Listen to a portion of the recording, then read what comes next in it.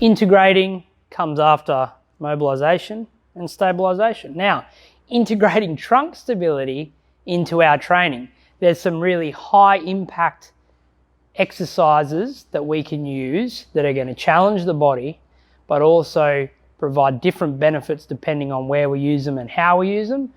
But we can cover off all of those things such as asymmetrical loading, so single side.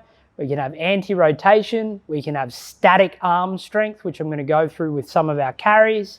We're also going to have some anti-rotation row variants and then some anti-rotation deadlift variants. Now, there are a plethora of other options you can use. So feel free to go around and find what works that challenges trunk stability, that allows you to perform better in your training.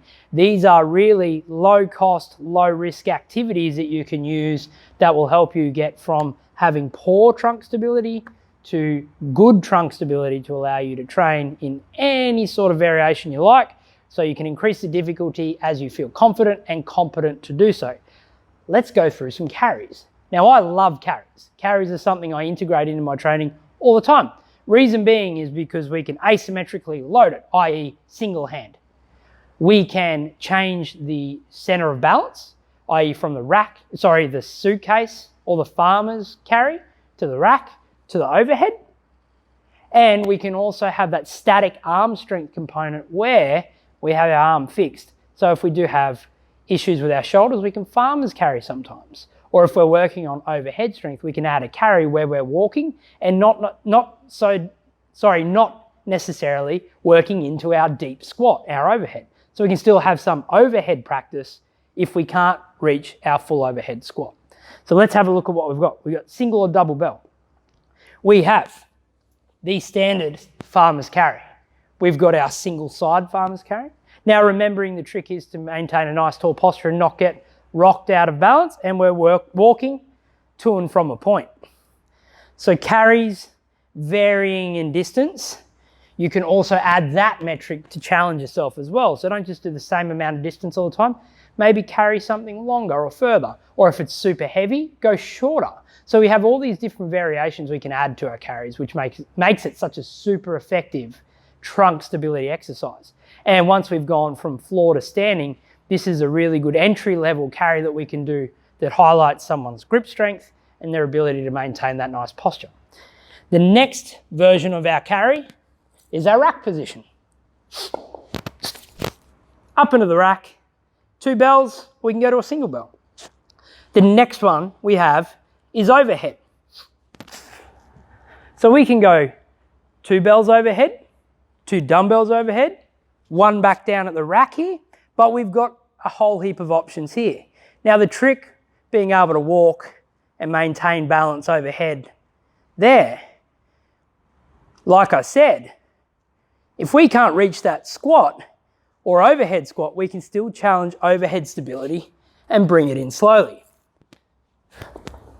This also helps if we want to learn how to do the get up, Turkish get up that is, the kettlebell windmill, or any other overhead versions that require static arm strength, which is the arm not bending. There you have it, guys. Those easy loaded carry versions. Let's move on to some row versions. So the first pulling movement or rowing movement we're going to do, which challenges that anti-rotation component, is our gorilla row. We're going to load into our hinge with those kettlebells between our feet. Simply going on top of those bells, and we're rowing alternate rows. The benefit here is we can force into the bell that isn't moving to gain that stability, and vice versa. So we are planted and we pull, and we're challenging that anti-rotation component there. The second exercise is increasing difficulty again into our Renegade Row. So this is rowing to the hip and making sure we don't excessively rotate or pop those hips open. Forcing into the bell that we're not moving and rowing to the hip. The final exercise we can do, which is awesome in a standing position to challenge trunk stability, another anti-rotation component, is our asymmetrical deadlift. Now you can do this with a heavy dumbbell, kettlebell. whichever you prefer, but it's a single bell, and we're loading into that hinge pattern. So from here, loading and driving out. What we're looking for is the bell pulling us out of position or not being able to load that hinge position correctly. So we're in a suitcase position, letting that bell come down by the side, loading into that hinge and coming up. The variants on top of that, we can add our single leg deadlifts. We can go back to a traditional deadlift, but this stuff is really going to challenge that trunk stability, prepare us for more demanding load, as in weight or duration type activities.